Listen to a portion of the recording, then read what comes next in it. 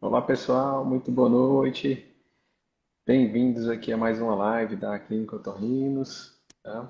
Você que já está acompanhando a gente, eu peço a gentileza de compartilhar o link da live aí com aquelas pessoas que você acha que vão se interessar pelo tema, né? Afinal de contas, é um tema que está muito em voga ultimamente, aí, na verdade, nos últimos meses, tá?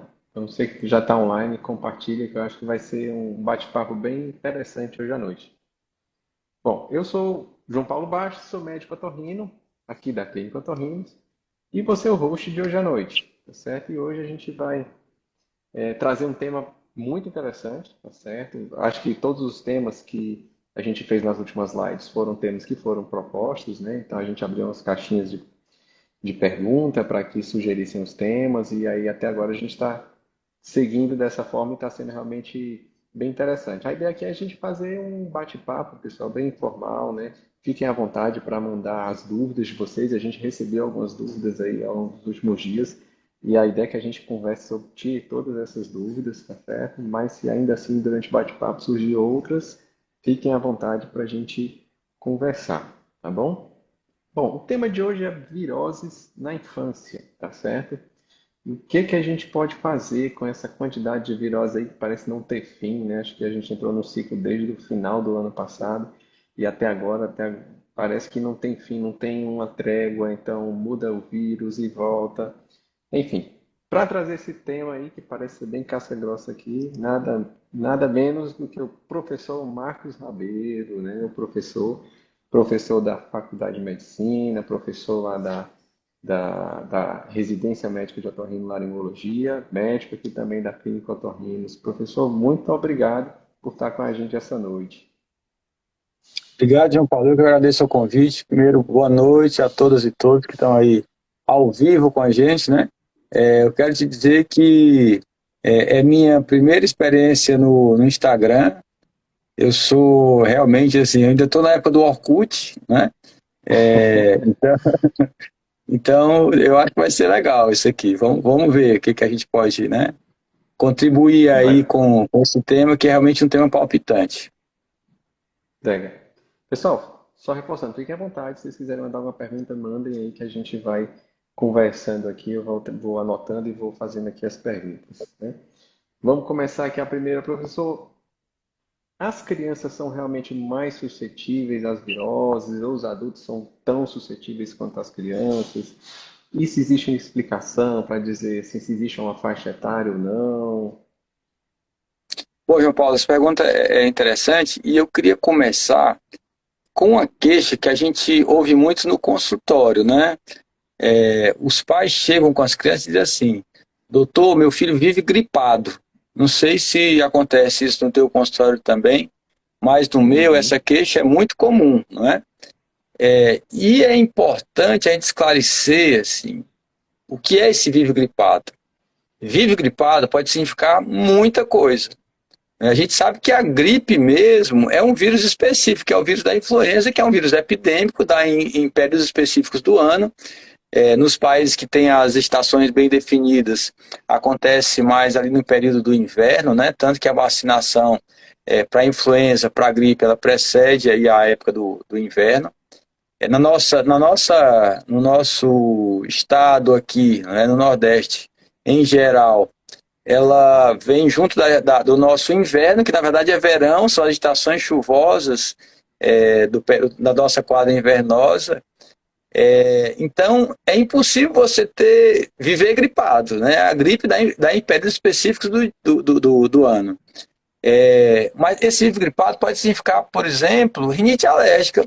É muito difícil você diferenciar os sintomas da rinite alérgica, né? A coriza, a opção nasal, de uma gripe, de uma influenza. Muitas vezes é difícil. Os resfriados eles são, ao contrário da gripe, que é epidêmica, os resfriados eles são endêmicos, eles acontecem durante o ano todo.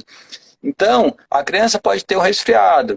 Ela pode ter, por exemplo, doenças mais graves, né? Uma imunodeficiência, doenças como a fibrose cística, como a discinesia ciliar, que são doenças mais graves. Eu estou falando dos técnicos aqui, mas o que é importante as pessoas saberem que são doenças que precisam ser investigadas naquelas crianças que têm realmente infecções de repetição. Mas o resfriado é uma condição comum na criança. Né? Por quê? Porque, bem mais que no adulto, né? Uma criança ela pode ter até 10 resfriados por ano, e isso não tem significado nenhum. Por quê? Porque a criança está numa fase de amadurecimento imunológico. O sistema imunológico da criança, até os 7, 8 anos, não é o mesmo de um adulto. Então, é normal que ela tenha mais resfriados. Ela está criando memória imunológica. São esses resfriados que vão estimular o sistema imunológico dela a desenvolver e evitar que ela tenha infecções mais graves na adolescência, na vida adulta. Então, é natural que a criança realmente adoeça mais que o adulto de infecção viral. Aquele quadro que vem, começa até por volta do 5º, 7º dia, né? Há uma piora da sintomatologia e aí lá para o 10º dia já não é para ter mais nada, já é para ela estar boa, com sintomas já bastante leves, né? Então é natural que a criança adoeça mais de infecção viral do que o adulto por conta dessa imunidade imunológica. Legal, essa imaturidade imunológica. Vou até puxar aqui a pergunta da Tânia. Tânia, a gente está com várias perguntas suas muito interessantes. Muito obrigado pela sua participação. A Tânia está perguntando, professor, quanto tempo após os sintomas a gente precisa procurar atendimento? O que é que realmente você pode considerar? Não, isso aqui é um resfriado simples, resfriado comum, ou tratar em casa mesmo? Existe algum sintoma, algum período aí que chame a atenção para isso? Bom, então assim, como eu falei, né, essa evolução natural dos quadros virais respiratórios é mais ou menos essa. Você vem com os sintomas, né? Os sintomas são muito. Não tem como você diferenciar, por exemplo, um vírus para influenza, de um adenovírus, de um vírus influenza, de um Covid, né? Só pelo exame clínico e muitas vezes pela história clínica. Tem algumas características, assim, algumas peculiaridades que não vale a pena a gente citar aqui, que ajudam um pouquinho a diferenciar, mas não dão a certeza de que vírus é.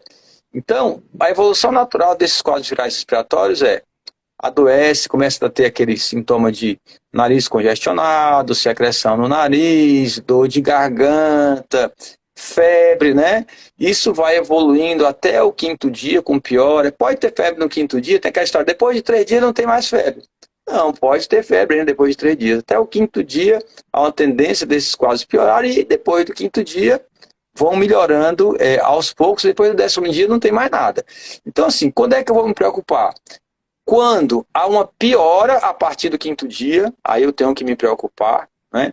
Ou quando os sintomas persistem além de 10 dias. Aí é bem provável que não seja mais só um quadro viral.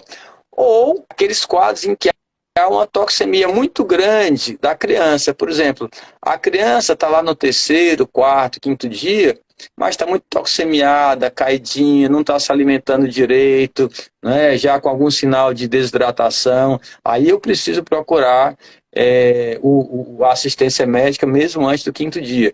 Quando tem cansaço, né, falta de ar, também é importante procurar assistência médica mesmo antes do 5º dia. Então são alguns sintomas de alerta, né, que sugerem a procura da assistência médica. Mas, no geral, se há uma melhora a partir do 5º dia, eu posso ficar tranquilo que a evolução deve ser bem benigna. Como o senhor falou, né, pessoal? Aquela criança que chega muitas vezes assim, a mãe diz, não, ele vive entupido, vive o nariz escorrendo, vive espirrando e chega gripado, né? Muitas dessas vezes, assim, quando não tem esses sintomas, como febre, como moleza, como dor de garganta, às vezes outros sintomas como os vômitos e diarreia também, muitas vezes pode ser um processo de rinite, né? Que não é infecção, na verdade, é um quadro que você vai tratar ali e vai melhorar bastante, né? Por isso que às vezes, se realmente está fugindo do padrão, seja pelo tempo, seja pela recorrência, vale a pena sempre investigar. E as crianças têm alguma facilidade a mais aí, por conta da creche? Sem dúvida, né? A criança tem, assim, primeiro o fator da imaturidade imunológica, que eu já comentei anteriormente, né? E aí ela está no meio de outras crianças que também têm muita imaturidade imunológica. Então tem mais propensão a ter contato e doença secundária à doença viral, né? As gripes e os resfriados e a própria Covid. Então, quando a criança vai para a creche, e quanto maior o número de crianças na salinha lá da creche, pior, né? Maior a probabilidade dela ter contato com outras crianças que são imaturas imunologicamente e, portanto, tem também maior propensão à doença viral. Além disso, elas frequentam e dividem o mesmo ambiente, e aquele ambiente é cheio de aerossol, que está cheio de vírus, e compartilham outras coisas, compartilham objetos, né? Pega a merendinha de um, põe na boca, pega a chupeta de um, põe na sua própria boca, né? Abraça, beija, né? Mesmo com passa a mãozinha no nariz cheio de catarro e pega na mão da outra criança, passa no rosto. Então, realmente há uma propensão maior. Então, tem alguns estudos, inclusive, que dizem que até em crianças da creche, até 14 infecções virais por ano é normal. É mais de uma por mês, né? Se a gente for fazer uma média aí, não é? Então, realmente, a creche, ela predispõe, a creche, a escola precoce, ela predispõe a infecção viral. Na minha época, né, a gente entrava na escola lá com 4, 5, às vezes até 6, 7 anos. Né? Hoje em dia, por conta da atividade laboral dos pais, há uma tendência da entrada precoce dessas crianças em creche, escolinhas, né? E elas entram aí com 6 meses de idade, tem criança que já está na creche, né? Tem criança que com 4 meses de idade já está na creche. Então vai com certeza entrar em contato de forma mais precoce com o sistema imunológico bastante imaturo com essas doenças virais e tem a tendência realmente a adoecer mais. A gente tem até creche que já está recebendo criança até com 4 meses, né? Então, não tem Isso. como, né? Você vai socializar aquela criança, vai expor todos esses fatores, é como você falou, às vezes uma está aqui com um brinquedo na boca, a outra tira, bota a chupeta, enfim, né? Então, não tem como não facilitar a transmissão do vírus, né? Tanto pelo aerosol, por estar ali falando perto, quanto por compartilhar objetos, né? Vou Isso. aproveitar aqui uma pergunta que fizeram aqui. A Carla perguntou até quantos dias que a gripe é transmitida? Ah, bom, ó, a maioria dessas viroses respiratórias, né, elas têm um período de incubação curto, de 2 a 4 dias, né? E aí, esses vírus, eles têm um período de transmissibilidade bem distinto um do outro, né? Então, não dá, mas se a gente for colocar uma média das doenças virais não COVID, elas são transmitidas até lá por volta do 5º, 7º dia de doença, elas ainda podem ser transmissíveis. Tá? Então, um período seguro, né, para evitar a transmissão da doença é mais ou menos o que se dá para um Covid leve hoje, que é um período de 7 dias. Tá?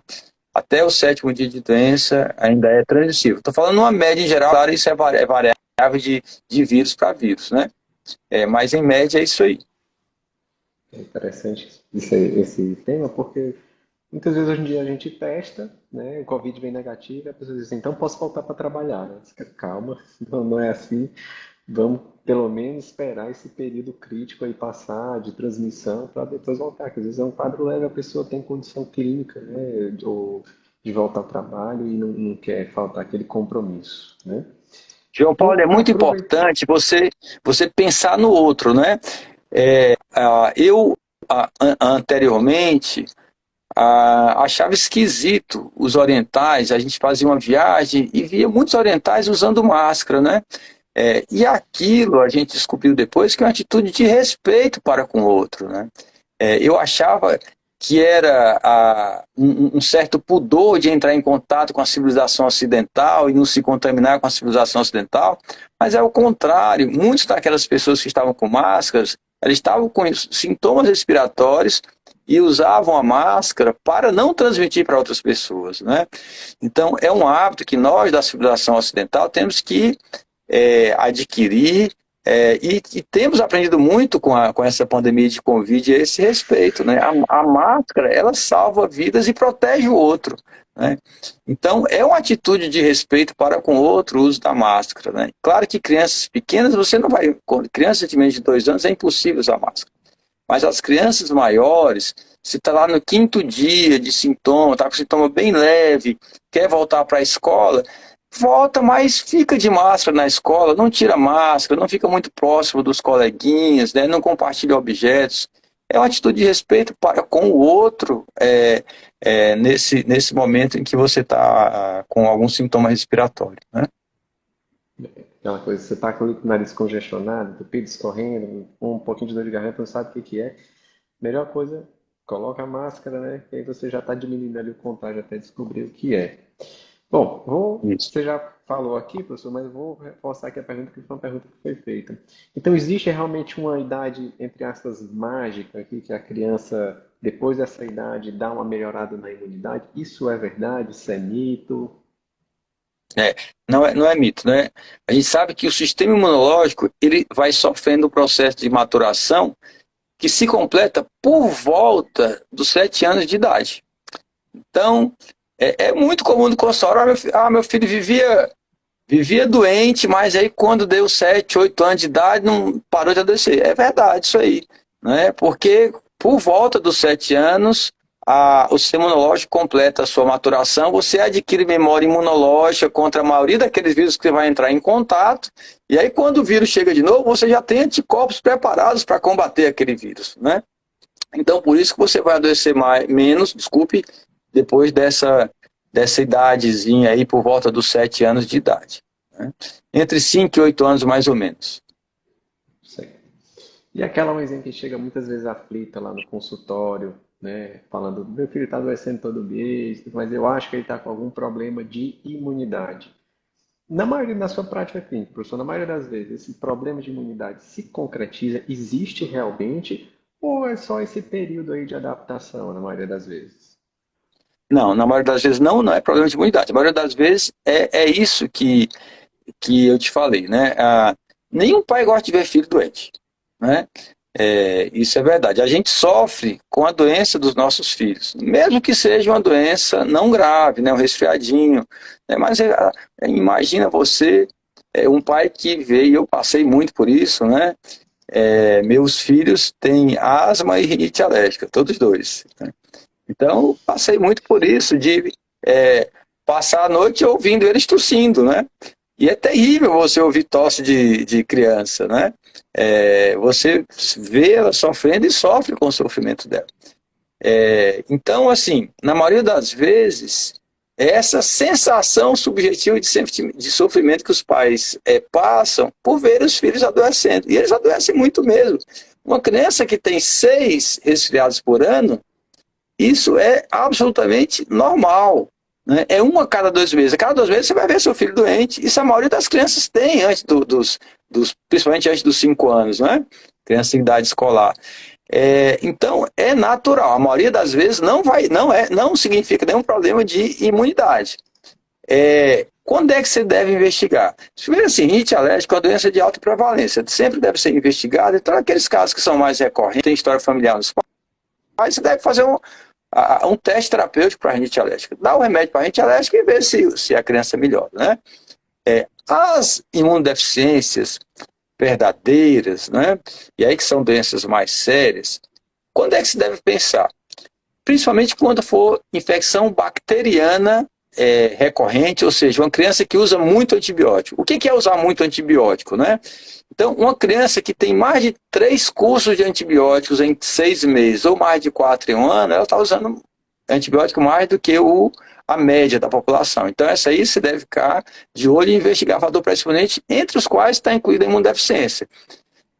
Então, otite, se a criança tem otite, não, se faz muita sinusite bacteriana, você tem que investigar muito deficiência. Se for uma infecção, aquela criança teve uma sinusite, mas não foi a sinusite que usei antibiótico ficou boa. ela precisou internar para tratar a sinusite, teve uma complicação, por exemplo, para o olho, que inflamou o olho também, né? Ou criança que teve uma pneumonia que precisou internar, ou que teve 2, 3 pneumonias, né? Essa aí tem que investigar a parte imunológica. A maioria desses pacientes tem doenças imunológicas que a gente chama de doenças imunológicas congênitas, que já nascem com a criança. Que pode ser, inclusive, transitórias, né? Por exemplo, tem uma doença chamada deficiência de IgA. Pode acontecer durante uma parte da vida da criança e depois voltar ao normal. E existem algumas deficiências mais graves, que aí vão realmente acompanhar a criança e depois, né, ao longo da vida, quando ela se desenvolver, por toda a sua vida, né? Mas são só esses casos assim de infecções bacterianas ou de infecções mais graves que necessitam de uma investigação mais aprofundada para imunodeficiência. Legal. Só fazendo abrindo parênteses aqui, né? Então, seus filhos estavam no canto certo, né? A casa com otorrino e a casa com a pediatra, então estava tudo Não, resolvido. A aí rinite a e a gente não asma, né? precisava, não precisava ir para o médico, não, fora de casa. Tá certo. E esses fatores aí que tem relação com as viroses, professor? Refluxo seria um desses fatores? Ó, João, assim, o refluxo é um assunto ainda muito controverso, sabe? Um boom aí na nos anos do início dos anos 2000, né, sobre a relação entre refluxo e doença respiratória, e realmente existe, né? A gente sabe que a pepsina, que é uma substância que tem dentro do estômago, que é extremamente irritativa, ela chega na via aérea, o ácido, ele chega na via aérea, e a via aérea não está preparada para receber ácido, né? Não está preparada para receber pepsina, então promove um processo inflamatório, é inegável. Até que ponto isso leva a infecções que é controverso, né? Bom, a infecção viral, não acredito que possa levar a infecção viral, embora não conheça nenhum trabalho que fale a favor ou contrário a isso. Em relação às infecções bacterianas, principalmente as rinossinusites bacterianas, né? Existe alguma evidência científica da relação entre doença do refluxo e rinocinusite bacteriana. Bom, como que eu vejo isso aí, né? Eu não penso que o refluxo é a principal causa. Sempre não vejo o refluxo como principal causa. Mas naquelas crianças que têm um tratamento... Tá fazendo muita infecção bacteriana, eu investiguei a parte de imunodeficiência, não tem nada, tá tudo normalzinho, estou tratando a alergia da criança, e ela continua fazendo infecção, eu faço um teste terapêutico para a doença do refluxo. Lembrando que não precisa regurgitando, né, ter distensão abdominal para dar o diagnóstico de refluxo com manifestação respiratória. Inclusive, pacientes que têm manifestação respiratória de refluxo não têm a manifestação clássica, que é a manifestação gastrointestinal. Então, aquela criança, vamos fazer alguma coisa, se não for isso, é a cirurgia e tal, faça um teste terapêutico e observe se tem melhora ou não. Então, é possível uma relação entre refluxo e infecção bacteriana de via aérea, né? Inclusive, otite média, existe alguma evidência, mas não é a primeira coisa que deve ser pensada, né? De longe, a alergia respiratória é o fator mais predisponente para que doença respiratória na infância é coisa comum, é coisa própria da infância, é uma condição natural. E já que a gente está nessa parte aqui da questão alimentar, vira e mexe tem uma mãezinha que já chega dizendo assim, não, já cortei leite da criança, já fiz tudo e a criança continua adoecendo. Existe realmente uma lógica para suspender o leite? Vale a pena suspender esse leite? Ou é um caso que tem que ser individualizado? Mas muito individualizado. A gente sabe que o leite é um dos principais alimentos da infância, né? Criança toma muito leite, leite e derivados, e não é só o leite mesmo, o leite está em todo canto, está no bolo, está no biscoito, né? Está em vários alimentos da criança. Então, pessoal, isso é muito interessante porque tem às vezes pacientes que chegam no consultório dizendo assim, doutor, ele tem intolerância à lactose, então ele tem infecção respiratória porque ele tem intolerância à lactose. Não é verdade. A intolerância à lactose dá sintomas exclusivos gastrointestinais, não tem nada a ver com via respiratória, né? Agora, a famosa APLV, a alergia à proteína do leite de vaca, né? Que o diagnóstico é um diagnóstico que não é tão fácil, né? Essa sim pode dar sintoma respiratório. E aí, consequentemente, predispor a infecção. Tá? Mas a PLV, ela é difícil de diagnóstico por dois motivos. Primeiro, porque quem tem teste alérgico positivo para a proteína do leite não necessariamente tem a doença, e também quem tem teste negativo para alergia à proteína do leite também pode ter a doença, porque existem mecanismos de hipersensibilidade, né, que o teste alérgico não pega. Então, é possível que tenha intolerância à lactose, esquece, não tem nada a ver com via respiratória, né? E a intolerância à lactose, ela acontece numa fase mais tardia da vida da criança, geralmente. A PLV numa fase bem precoce, mas a intolerância numa fase mais tardia. Mas tem que ter muito cuidado com esse diagnóstico, tá certo? Tirar assim de forma indiscriminada, eu sou completamente contrário, né? Não existe nenhuma evidência científica concreta de que retirar o leite naqueles pacientes que não tem nenhum exame, nenhuma história clínica que sugira uma alergia à proteína do leite, que a retirada vai favorecer. Né? Tem alguns poucos trabalhos mostrando que o leite aumenta a produção de secreção, assim, de forma indiscriminada, mas são trabalhos, do ponto de vista científico, pouco consistentes. Então, eu não tiro de forma indiscriminada o leite da criança, a não ser que haja uma evidência muito forte de uma alergia à proteína ao leite de vaca, mediada ou não por IgE. Por que eu estou falando esse termo técnico, mediada ou não por IgE? Explicando isso é que a mediada por IgE, o teste alérgico vai dar positivo, e a não mediada por IgE, o teste alérgico está negativo, e o diagnóstico é feito você introduzindo leite e tirando, introduzindo leite e tirando e vendo a resposta. A não ser que haja uma evidência muito forte, aquela criança que toma leite, aí tem uma relação alérgica, às vezes grave, né, de pele, né, às vezes até com reação de anafilaxia, que são aquelas alergias mais fortes. Aí nesse caso não, já está certo que é uma alergia ao leite de vaca, mas aqueles casos de infecção respiratória, tem que ter muito cuidado aí no diagnóstico. Legal, então já fica aqui a mensagem de que não vale a pena tirar o leite da criança de forma discriminada, né? Às vezes você acha que está fazendo bem, mas acaba induzindo a criança a ter intolerância ao leite.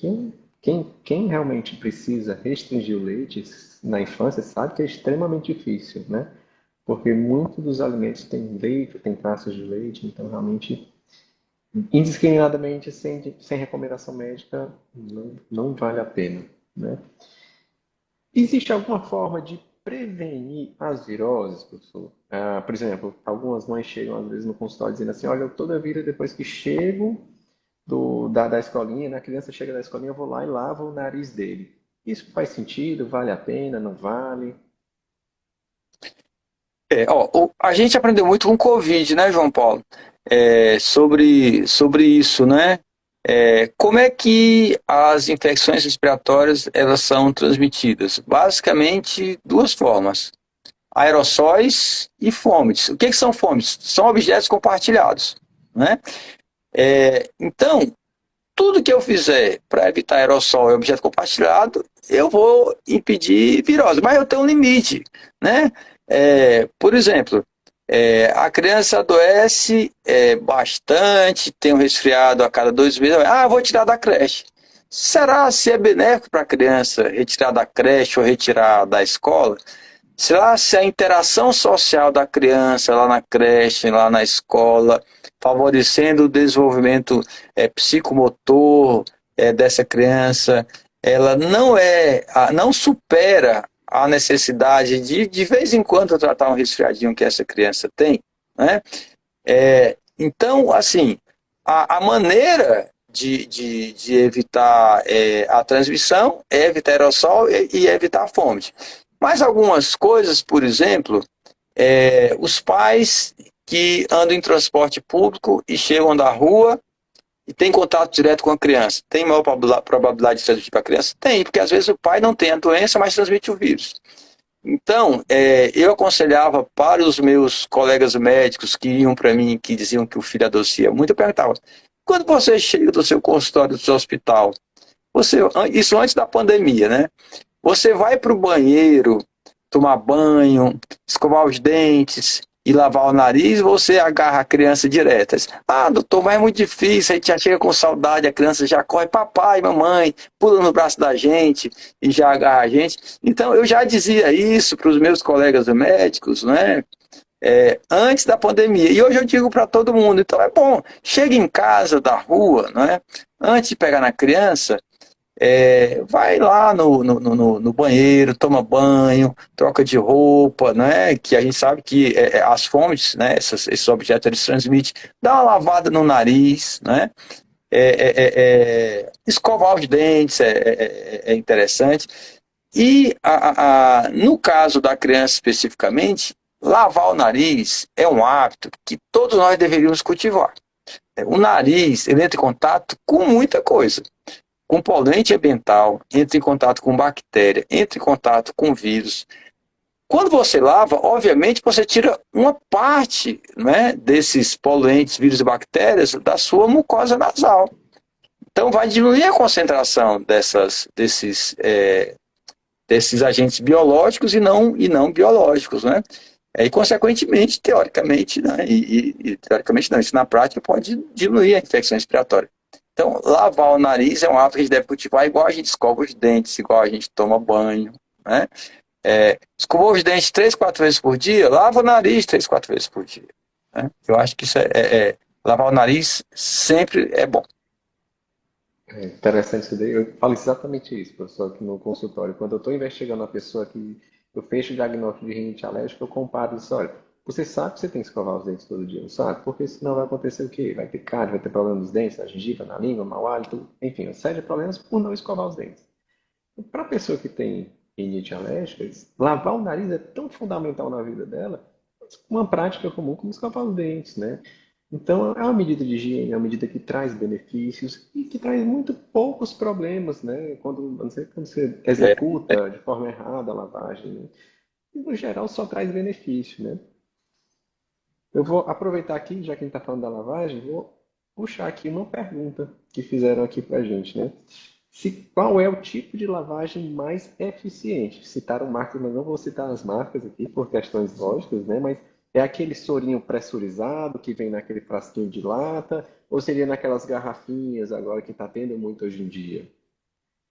tá, João. Ó, o que que eu preciso na lavagem nasal? Eu preciso, o nariz, a mucosa respiratória como um todo, né, tem muco, né? Mucosa produz muco, toda mucosa. Então, por exemplo, o nariz produz 1,5 litro de muco por dia, só o nariz, né? E tem os ciliozinhos que jogam esse muco em direção à via digestiva. Então, o poluente ambiental ele é preso por esse muco e os ciliozinhos batem em direção à via digestiva, eliminando, né, vírus, bactérias e poluentes. Bom, então o que é que eu preciso fazer com o nariz? Lavar, para principalmente umedecer mais o nariz, facilitar, para que esse muco não fique espesso, não fique grosso e dificulte a ação dos ciliozinhos, né? Então, a lavagem, em geral, eu não preciso de grandes volumes, eu só preciso umedecer o nariz. Então, tanto faz. Tanto faz eu usar a garrafinha, tanto faz eu usar a seringa, né, com muito cuidado do manuseio da seringa, né, por exemplo, o soro fisiológico. Vou dar um exemplo aqui. O importante é a forma que você manuseia. Soro fisiológico. Eu tenho a garrafa de soro. Eu pego a seringa, lavo o meu nariz, depois pego a mesma seringa, meto dentro do soro, aspiro de novo, lavo o nariz. Não pode, né? Então, assim, se eu for usar soro fisiológico, eu pego uma garrafinha, ponho dentro da geladeira. A gente tem que pensar no soro igual água de beber. Ninguém deixa água de beber no banheiro e fica tomando água de beber, né? A gente deixa a água de beber na geladeira, né? Então, eu pego o soro, deixo na geladeira, né? Tiro um pouquinho tiro da geladeira uns 5 minutinhos, só para não jogar muito gelado. Ponho o soro num recipiente limpo, aspiro com a seringa, jogo no nariz sem botar pressão. Por quê? Porque se eu botar pressão, eu vou jogar o soro dentro do ouvido também, porque lá atrás tem um canalzinho que liga o nariz e o ouvido. Aí isso pode incomodar e pode dar otite. Então eu jogo sem pressão, acabou-se.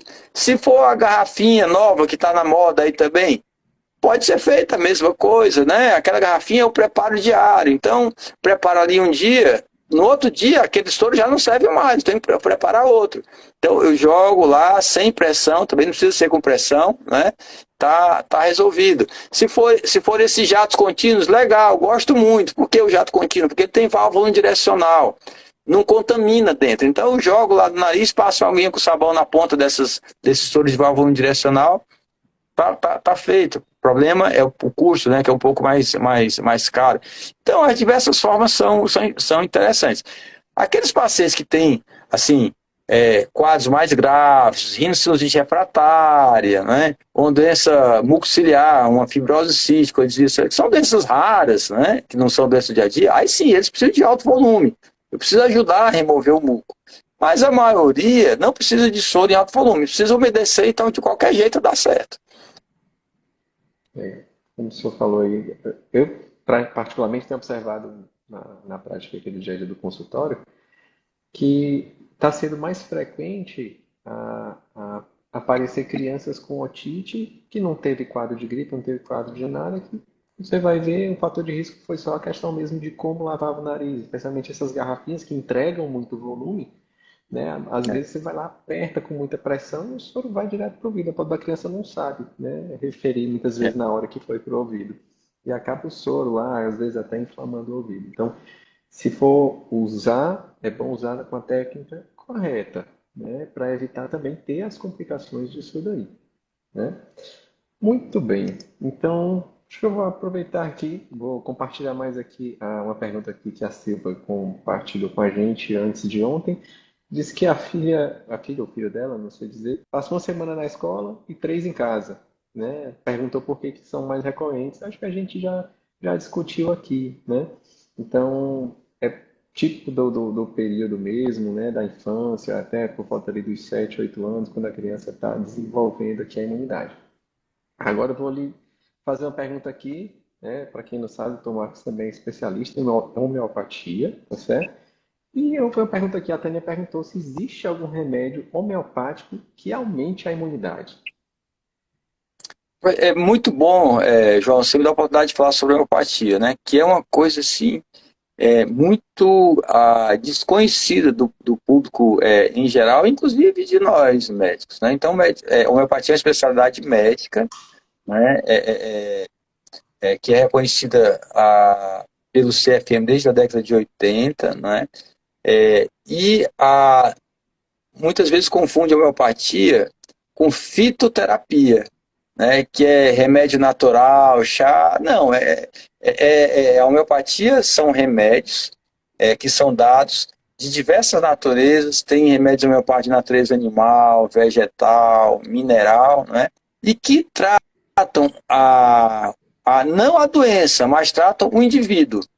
Então, o paciente que vai para mim com a rinite alérgica, na consulta alopática, eu consigo colher a história em 3 minutos. Um paciente com rinite alérgica que vai na consulta homeopática, eu não consigo colher uma história em menos de 1 hora. Que eu preciso, na consulta homeopática, saber o conjunto de sintomas do paciente, né? Os sintomas lá respiratórios, mais sintomas em outros órgãos e sistemas, algumas características de personalidade, de comportamento, para dar o remédio individualizado. Então, quando o paciente está tendo muita infecção e eu dou o remédio e acerto esse remédio, obviamente vai diminuir essas infecções, né? Então, a homeopatia serve como um preventivo, não é bem um preventivo, é um terapêutico mesmo, né?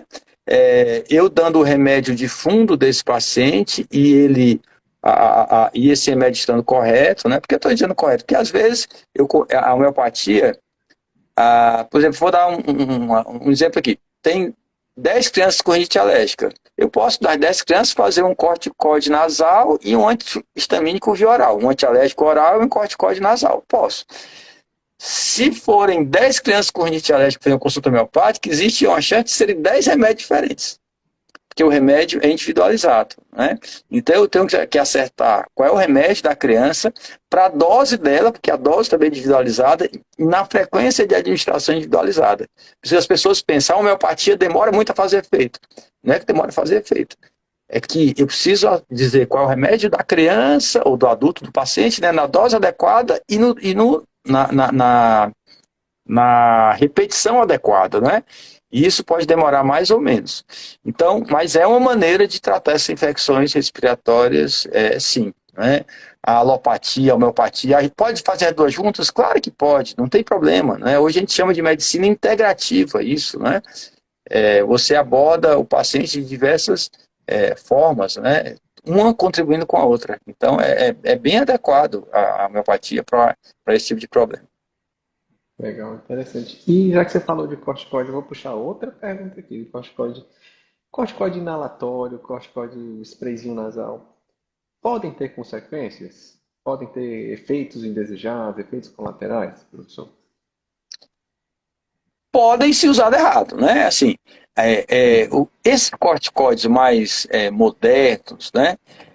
Que apareceram aí, bom, dos anos 2000 para cá, né, início dos anos 2000 para cá, a absorção deles do resto do corpo, quando dados na dose adequada, é muito pequena, é próxima de zero, né? Então tem estudos aí, por exemplo, com a mometasona, que é um corticoide muito conhecido, obviamente tem vários nomes comerciais de mometasona, é um remédio nasal bastante conhecido, né? Tem estudos em crianças com 2 anos contínuo de uso, sem problema nenhum. Não interferiu no crescimento, né, da criança, que é um dos problemas de usar corticoide na criança, é isso, interfere com o crescimento da criança, né? Não deu nenhum efeito no nariz, efeito grave, perfurar o septo, nenhuma doença grave, né? Então, eles são extremamente seguros porque eles praticamente não são absorvidos. E eu fiquei cada vez mais... Assim, minha esposa é pediatra e usa corticoide inalatório em criança, muitas vezes tem que usar em dose alta em criança muito pequena, né? Criança de meio... Então, cada vez mais cada vez menos eu tenho medo de usar corticoide nasal na criança. Antes eu usava muito cromoglicato de sódio, né, que é outra medicação usada para rinite alérgica na criança. Hoje praticamente não uso mais. Quando eu tenho que usar uma medicação nasal na infância, eu uso corticoide nasal, que são extremamente seguros. Na criança e também no adulto, né? Eles na dose adequada não tem relação com catarata, com glaucoma, com nenhuma dessas doenças, são realmente bastante seguros. Olha aí, professor, vou até registrar aqui a presença aqui ilustre do Dr. Elias Leite, está lá na Disney, está me prestigiando aqui, viu? Com a Vixe presença Maria, dele. rapaz, ó, o homem da Disney, rapaz, entrando aqui, é uma honra pra gente, né? Pra quem não sabe, às vezes não faz. Todo mundo vê o Elias como o homem da Unimed, o homem da Disney, um gestor brilhante, mas o Elias começou a vida dele de gestor lá na Clínica Otorrinos, né? Então, ele é um dos sócios da Clínica Otorrinos e continua aí mesmo de longe por conta das tarefas grandes que ele absorveu, né? O Elias, né, é um homem do mundo agora, né? Continua aí dando as orientações, as dicas dele para que a gente consiga tocar aí a nossa empresa com adequação, né, do ponto de vista da gestão. Então, obrigado aí, Elias, pela sua entrada aí conosco. Vou aproveitar aqui e puxar uma pergunta da Tânia também. Não sei se foi isso que ela perguntou, né? Mas eu vou jogar a pergunta para o senhor desse jeito. Quando a criança está gripada, está resfriada, vale a pena já de cara fazer aqueles aerosóis com corticoide, com soro? É uma conduta adequada, não é? Não, né? Assim, ó. As doenças virais geral são doenças autolimitadas. Se você não fizer nada, o paciente vai ficar bom, né? As doenças virais respiratórias que eu estou falando. Então, você só faz medida de suporte, né? Dependendo muito do sintoma. Tá com dorzinha de garganta, você pode dar um analgésico, lavar o nariz sempre é bom, não é? Muitas vezes eu uso um corticoide nasal quando as congestões nasais é mais intensa, mas as drogas inalatórias, elas são utilizadas para os sintomas, pelo menos sintomas traqueobrônquicos, né? Então, não é, na maioria dos casos, não vai precisar de droga inalatória para tratar um resfriadinho, né? Mesmo uma gripe, uma influenza ou uma Covid, não precisa. Naqueles casos que tem muito sintoma traqueobronco, uma tosse mais persistente, às vezes aquela tosse rouca, né, com sintoma laringo, traqueal também, aí até vale a pena, mas na maioria dos casos não tem indicação também não. Né? Eu até na prática do dia a dia eu pergunto, olha, às vezes a mãe quer fazer, mas eu posso fazer o aerosol só com soro? Eu disse, olha, não substitui a lavagem nasal. Se a criança está lá cheia de secreção no nariz, toda congestionada, você vai fazer o aerosol, o impacto disso daí vai ser muito limitado, né? Então, às vezes a criança se estressa, chora, não faz bem feito o aerosol. Olha, se for para se estressar realmente entre fazer o aerosol e lavar o nariz, né? Depois que eu avaliei, eu digo, vamos nos estressar onde vale a pena aqui, que é realmente na lavagem nasal, né? Na maioria das vezes é o que Precisa ajuda mais. aproveitar, João Paulo, falar sobre aerossol, né? A questão de como fazer. Tem crianças que precisam fazer, realmente. Tem crianças que precisam fazer broncodilatação, né? Tem que, quando pega um resfriadinho, tem hiperatividade brônquica, tem aquela crise de asma, de tosse. E muitos pais fazem o aerossol com a criança deitada. Não pode, né? Quando faz aerossol com a criança deitada, a partícula fica na garganta, não desce, não vai lá para o pulmão. Então tem que fazer aerossol com a criança sentada, né? Fazer dormindo deitado não tem a eficiência adequada. Legal, ótima dica, professor, ótima dica mesmo. Que é, às vezes a criança dá tanto trabalho que vai lá, faz, às vezes É, nem encosta, né? Bota só perto assim e realmente exatamente. não tem um efeito, não. Agora tem algumas perguntas aqui, até de alguns colegas otorrinos aqui, viu, professor? Vamos lá. Qual a sua experiência com esses fitoterápicos aqui? Agora a gente está falando de fitoterápico, né? Fitoterapia. Com pelargonicidóides. Vale a pena, não vale a pena, às vezes é legal, às vezes não é. Olha, tem evidência científica que sim, eu uso, né?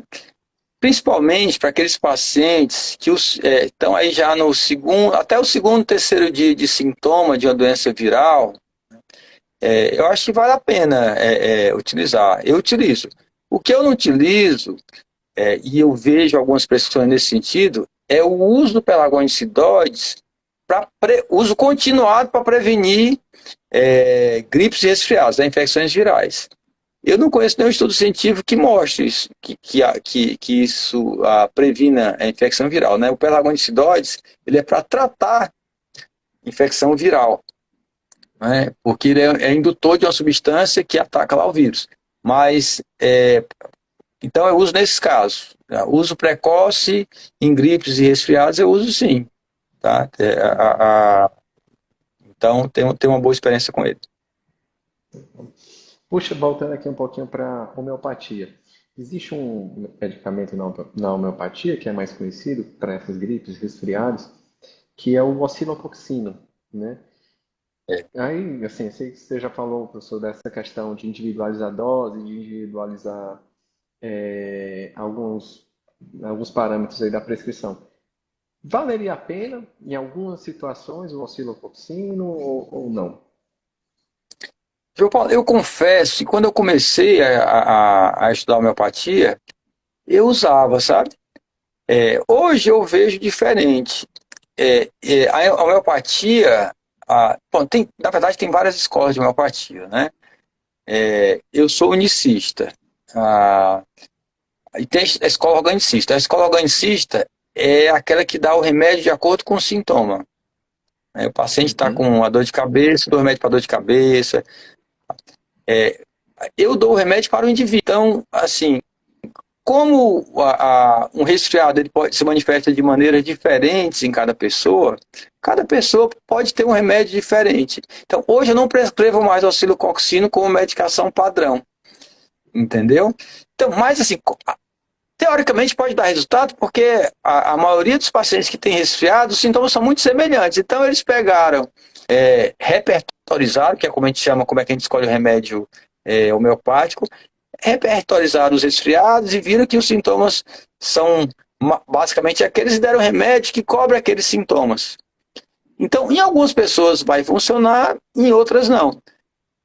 Hoje, o fato é que hoje eu não uso, não prescrevo mais. Vai funcionar em algumas pessoas. Legal. Essa pergunta foi da Larissa. A Larissa está até complementando aqui o que ela havia perguntado também. Não esqueci não, Larissa, ia perguntar, viu? A timomodulina vale a pena? O senhor usa no dia a dia, não usa? Desculpa, João Paulo, falhou para mim. Usa o quê? A timomodulina. Ah, não uso. É, na Quando eu era especializando da Escola Paulista, né, lá com o professor Luke X, a gente começou a usar lá e tal, mas assim, a coisa não avançou e hoje eu não uso. Assim, hoje não, já assim, acho que praticamente eu nunca usei, eu usei muito pouco na minha vida, tinha um modulinho, não é uma droga que faz parte do meu arsenal. Outra pergunta que fizeram aqui, professor, é com relação àquela criança que está com as amígdalas aumentadas e está tendo crise direto de garganta. O que é que essas amígdalas aumentadas podem trazer de problema para essa criança? Tá, o principal problema, aí você conhece isso melhor do que eu, João Paulo, são os problemas ligados ao sono, né, na amígdala aumentada, a síndrome da apneia obstrutiva do sono. Então, a criança que tem uma amígdala aumentada, durante o sono, quando a faringe relaxa, aquilo pode fechar a via aérea e diminuir o fluxo respiratório ou mesmo parar o fluxo respiratório, é o que a gente chama de apneia obstrutiva do sono. Isso com consequências importantes para a criança. Né? A criança que tem má qualidade do sono, ela pode ter uma série de dificuldades em relação à cognição, né, ao aprendizado, capacidade de concentração, humor. Diferente da criança, do adulto que não dorme e fica com sono no outro dia, né? A criança que não dorme que não dorme direito, ela costuma ficar muito irritada. Então tem muita criança usando a Ritalina, achando que é hiperatividade, transtorno de hiperatividade e déficit de atenção e hiperatividade, e não porque não dorme direito. Né? Aí você vai lá, trata, faz uma cirurgia da adenoide, de amígdala, muda completamente o comportamento da criança. Né? Alteração do crescimento facial, né? Alteração da arcada dentária, alteração do crescimento corporal. Então, são as consequências da apneia obstrutiva do sono, o fato da amígdala estar grande. Né? Então, é uma coisa que deve ser realmente ligada. Se tem infecção de repetição, mais outro fator, que essa infecção pode ser infecção bacteriana, estreptococcus, que deve ser tratada, pode ser outras síndromes, como a síndrome FAPA, que é uma síndrome que não é infecciosa, e confunde muito com infecção, a síndrome FAPA, né? Que também deve ser investigada e tratada. Então, a amígdala grande, com certeza, você deve procurar um otorrinolaringologista para avaliar essa criança. Aqueles polivitamínicos que as mães já trazem a criança tomando. Isso aí ajuda na imunidade, ajuda a prevenir as viroses, ajuda de alguma forma? Desculpe, falhou novamente para mim a internet antes da tua pergunta. Você pode repetir? Posso. Com relação às vitaminas, né, aqueles polivitamínicos, né, que as crianças ficam tomando aí às vezes meses e meses a fio, eles ajudam a prevenir a virose, ajudam a melhorar a imunidade, eles ajudam de alguma forma? Olha, eu não conheço. Quando você diz assim, não existe evidência científica, você está com soberba, né? Porque pode ter. Como é que você conhece toda a literatura mundial, você estudou todos os artigos do mundo, né? Será que não saiu um artigo ontem ou no mês passado que eu não li? Mas eu não conheço nenhum estudo científico que mostre, por exemplo, uma coisa que é muito corriqueira, usar a vitamina C.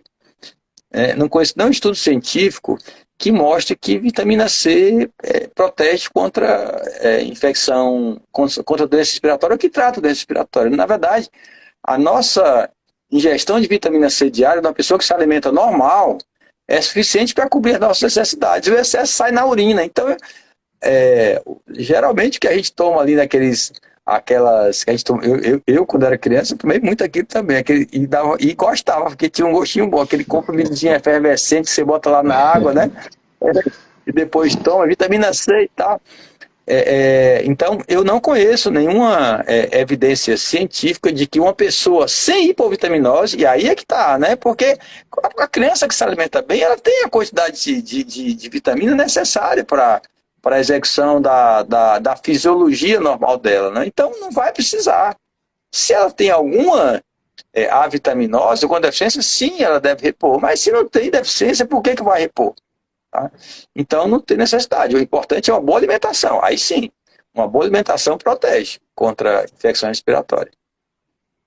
É interessante que não existe essa mentalidade do quanto mais melhor, né, para isso. Algumas vezes a carência, a falta da vitamina traz menos problema do que o excesso da vitamina, né? Então, o ideal realmente é fazer a avaliação, ver se tem alguma necessidade de fazer alguma suplementação ou não, e a partir disso individualizar a suplementação, né? Última pergunta, prometo, eu vou lhe deixar em paz já já. Não, tá, mas ó, eu tô achando legal. Eu gostei da experiência aí do Insta. É Insta que fala? Insta? É, o Insta, né? Tá bom. Eu vou dar mais atenção ao Insta agora. Mel com própolis, professor. Ajuda, não ajuda? Ó, olha, assim, eu também. Assim, própolis tem uma atividade anti-inflamatória, a gente sabe, tá? E o mel também tem uma atividade anti-inflamatória. Então, em teoria, né, eles podem ajudar sim, né? Mas, assim, eu não conheço nenhum estudo que diga que realmente funciona, né? Então, se utilizado da maneira adequada, provavelmente mal não vai fazer, né? Como eu falei, tem efeito inflamatório, você tem que ter cuidado do uso de mel em criança muito pequena, não pode, né? É, tu- é, tem um limite de idade que eu não saberia dizer aqui, não lembro qual é o limite de idade, mas criança muito pequena não pode tomar mel. Bom, pessoal, acho que a gente conseguiu falar aqui sobre quase todas as perguntas. Algumas foram perguntas muito específicas com relação ao medicamento. Mas eu queria primeiro agradecer a presença de todos, né, que nos acompanharam aqui, tá certo? O nosso time aqui vai estar pronto para interagir com vocês online, quem alguém ainda quiser fazer alguma pergunta, fazer alguma sugestão de próximo tema, fiquem à vontade, tá certo? Se você achou interessante essa live, fiquem à vontade para compartilhar, tá certo? Com aquelas pessoas que você acha que vão se beneficiar dessa live. Ela vai ficar gravada no nosso perfil no Instagram, vai ficar gravada no nosso site, vai ficar também no nosso perfil do YouTube e também vai virar podcast daqui a alguns dias, né, lá no Spotify. Papo com o meu otorrino vai estar disponível também para poder revisar aí tudo que a gente falou, tá certo?